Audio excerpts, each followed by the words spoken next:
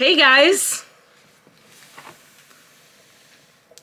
Let's talk library books. So I did a video last month that went over a lot better than I thought it was going to. And it turns out you guys really like watching me do library hauls, so I'm gonna do another one, and this one's much larger than the last one. I can briefly talk about my last one, I guess. I don't think I have the video saved because I had to wipe my computer because I didn't have space. But let me pull up that video and let me go through some of the books, because I didn't read all of them. That's the thing about library books, is that you do need to take them back at some point. But I did actually just try. I'm in the process of reading one, and I think I've DNF'd another one, so let me check really quickly. Alright, first one. When the Moon Hatched. I did not finish this book. I was in it, but I actually pre-ordered the hardcover, so I will be getting that one because I really enjoyed the first like 100 pages or whatever I got through, and I really liked it, and I do plan on actually reading it when I have a copy, but this one I couldn't renew after 3 weeks because it's a new book and it had a very long wait list, and I'm back on the wait list for that one, but it's a long one, so honestly, I probably am just going to cancel my hold, and I'm just going to wait and pick up my own copy when it comes in. Next one I had was The Book Proposal. I read the first couple pages of it. I am pre-ordering this from the author, and I'm going to read it for RomanceCon, which we are going to in September. And then the same thing actually goes for Canadian Boyfriend, which I have a copy of it. It's right here in my pile. I'll talk about it later. I'm keeping it because I'm going to read it. Frida McFadden, did not read Never Lie. I sent it back. I was like, you know what? I didn't like any of the books I've read by her before, so I just sent it back. The Last Blood Carver, I'm actually taking that one back. I have that one right now, and it looks interesting, but I'm just not in a YA fantasy mood right now, which is really unfortunate. But I am going to end up taking it back, I think. Alright, the next one, The Main Character. I started this one. I got 56 pages into this book and I DNF'd it. This was a Murder on the Orient Express retelling, and I honestly just didn't care. Like, by the time I got 56 pages into it, we had met all the characters. I didn't like them. I have found that I have been very miss with a lot of Murder on the Orient Express retellings lately, or reimaginings, whatever they are. I have found that I do not enjoy them, so I think this is a retelling that for now I will be staying away from, unfortunately. Alright, The Dragonbone Chair was the next one I talked about. I actually do still have that one, but it is due at the end of this month, and I don't think I'm going to get through it, so I will take it back, and I will end up trying it again later when I have some time. So I think I'm going to try it next year, because I get the feeling this book, the little bit I looked through it, is going to take a lot more concentration than I'm able to give right now. Empress of Forever by Max Gladstone, another one that I'm going to wait and do again later. That just makes so much more sense, so yeah. Last one, Every Time I Go on Vacation, Someone Dies. I believe I found the audiobook for this one, so I'm going to listen to that. I've heard really good things, but it is right now overdue and I haven't returned it, so I really do need to do that. Oops. So, and I believe that's all of the books that I had in my last video, so there you go. We're cool. Let's move on to my current pile, which is very large and intimidating and probably a bad idea on my part, but that's okay. I live for the bad ideas that I get from the library because I don't pay for any of these. I pay overdue fines when they're late, but that's okay. That's okay. I'm actually, it's like 15 cents a day. I'm okay with that. First book. Right here we've got The Dallergut Dream Department Store by Mai Lee, translated by Sandy Jusen Lee. This is a Korean book, which is super intriguing to me. It was originally written in Korean, and I am 100 pages into this book. I'm really liking it. And it's literally the story of a girl who starts to work at a department store that sells dreams. And it follows the people who are dreaming and their little stories. And honestly, like, it's not a high stakes. It's nothing like that. It's not a traumatic book. It's just a really sweet story, and I'm honestly really, really enjoying it. So I would highly recommend this one. It's a lot of fun. Like I said, I'm 100 pages in. It's 260 or something, 284 pages total. So I do hope to finish this one soon. I'm just reading it slowly because I can mostly. I'm not going to put that one at the bottom. Next one I have is I do have a copy of A Botanist's Guides to Parties and Poisons by Kate Kavari. And this one is advertised as The Lost Apothecary meets Dead Girls in this fast-paced STEMinist adventure. I know the third book in the series just came out, and it is about poisonings and debutante balls, I want to say. Dinner parties. And it is a mystery. So, yes, I do plan on reading this one. It's not long, it's a short book, but I'm very excited. I picked up Shady Hollow by Juno Black. This is the first book in this series. I don't know what the series is called, but this is a kind of like a cozy mystery that takes place in a world where all humans, as you would say, they're animals. So, like, our main character, she's a fox.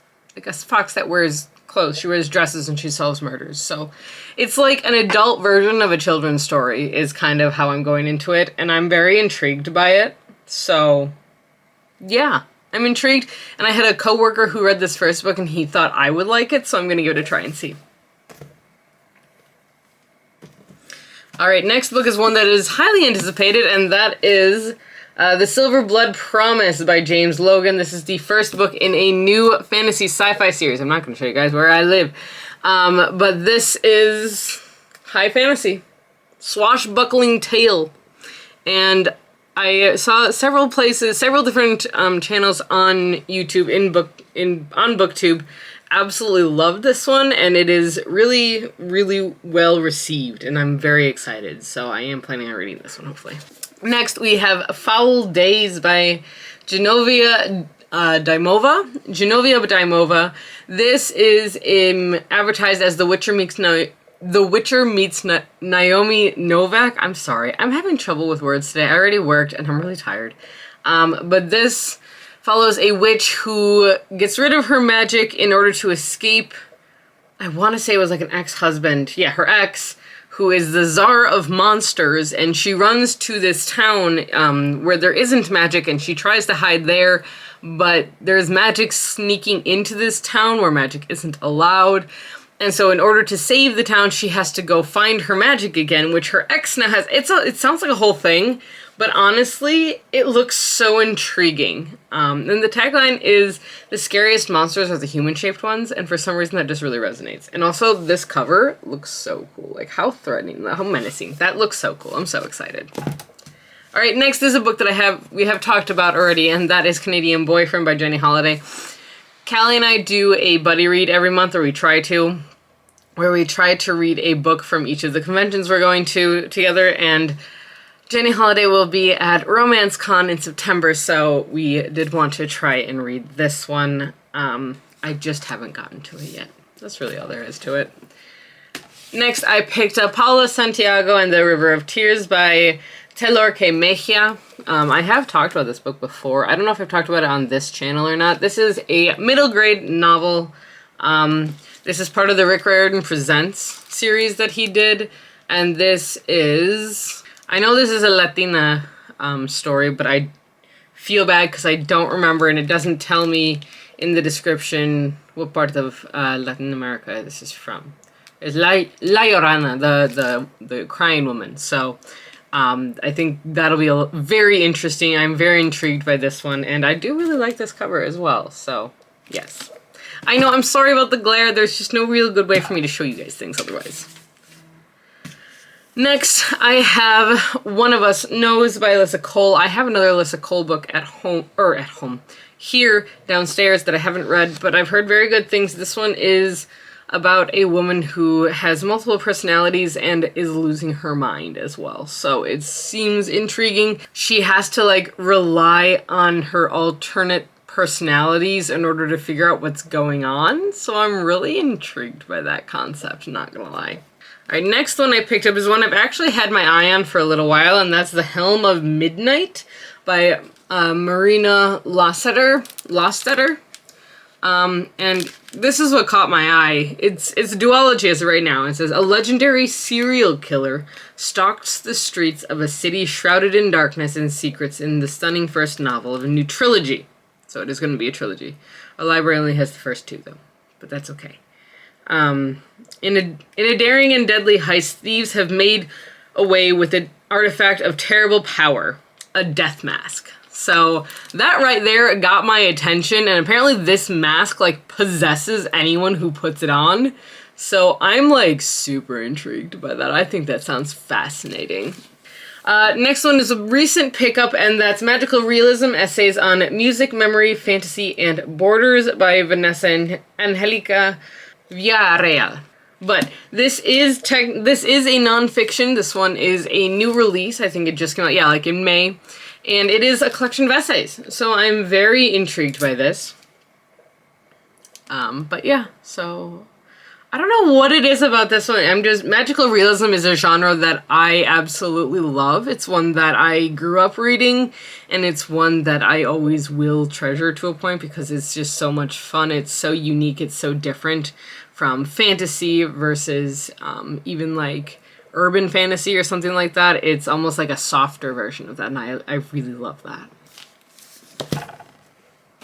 All right, next I have The West Passage by Jared Pachiak. I'm so sorry. I am not a linguist. I don't actually know how to say C's with the arrow on top. I need to look that up.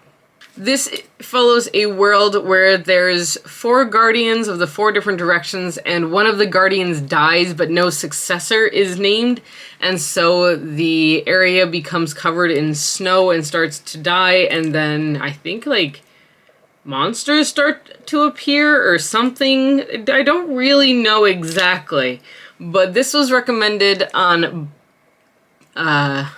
book.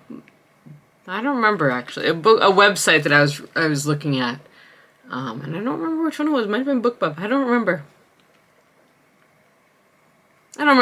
But yeah, so this was one that was recommended, and honestly, I adore this cover. It's so cool. Look at that cover, guys. It's so cool looking. And the last one I have is The Spice Gate by Prashant Srivastava. And I have heard really good things about this, honestly. Here we go. We've got Journey Through the Spice Gates as Amir, a young man born with the ability to travel between the 8 kingdoms, unravels the power that keeps the world in balance. It is a debut, and it's a standalone that's compared to Ken Liu's Dandelion Dynasty, S.H. Chakraborty's Devabad trilogy, and Andrea Stewart's Drowning Empire. I have started 2 of those. I haven't read the Drowning Empire series, but I'm super intrigued by this, and I know this is a book of the month for some book box, but I think this sounds so intriguing. And I honestly really want to start this soon because I love the idea of the portal realms, so yeah. The last one that I have is Road to Ruin by Hannah Lee, and I'm 56 pages into this book. I'm working on it. Like I said, I'm working on it really slowly, but we did just kind of get to the main plot, so it did start moving, but whenever I start to read this book, I happen to be really tired, and so I've fallen asleep, not because of the book, but because I've been tired, and it's really unfortunate, but yes. Alright.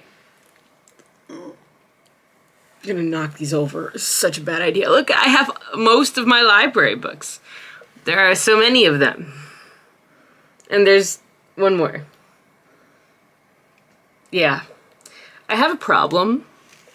But on the plus side, I'm saving a lot of money by not buying these.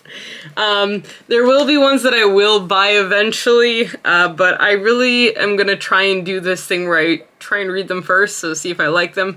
Because I have so many books right now that are just sitting on my shelves. I have a problem. But library books, they make the world go round. They make everything better. Alright, that's what I got for you guys here today. I hope you enjoyed this video. If you did, if you've read any of these, let me know down below in the comments. I'd be really intrigued to know which ones you think I should start with. And until next time, guys, stay safe, stay healthy, keep reading.